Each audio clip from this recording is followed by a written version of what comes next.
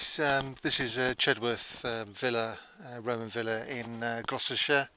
It's about 20 miles from the Great Whitcomb Villa, which I took you to last time.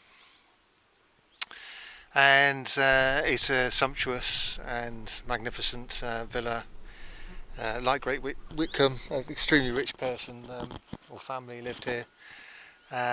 Also situated in a coombe. In a valley with a holy stream, nymphaeum, um, drizzling, providing the water, much like a medieval monastery. The water sort of runs through it, and that's so exactly the same as Great Whitcomb. So what things are there to look out for at Chedworth? There's a 5th century mosaic. I think it's been reburied, but it's here. You can come and imagine what it would be like to see it. And there's plenty of other mosaics here that you might like. But that 5th century mosaic shows there was civilization here in the 5th century when we all thought it all collapsed in the 4th, sort of like 370s, 380s. So that on its own is a reason enough to come here.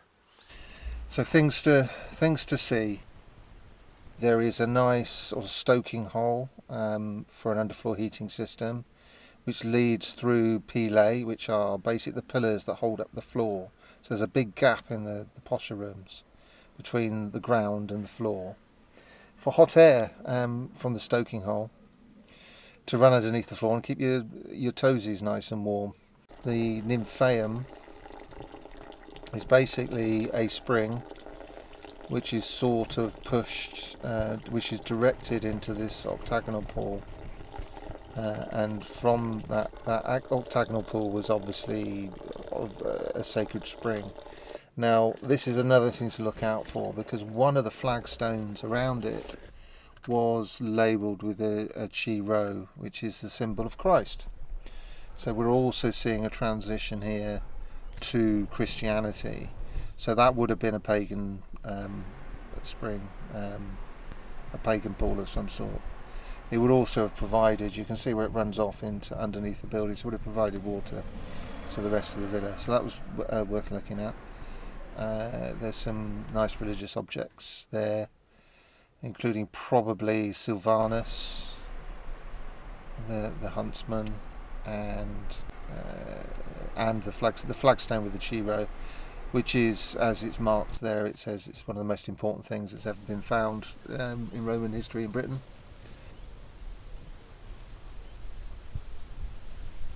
Well, it's just been thrown out, and I don't blame them. It's a beautiful day. They don't want to be hanging around kicking out stragglers.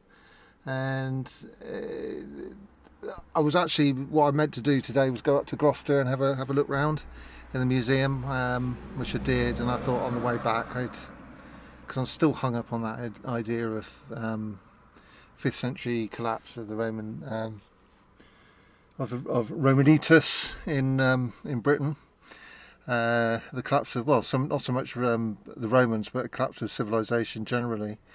I still find it intensely interesting, and the discovery of the new mosaic here and the carbon dating of material underneath it. So it's quite clearly they were producing, craftsmen were producing luxury works of art on a grand scale, just like they were during the real Roman period in the 5th century here.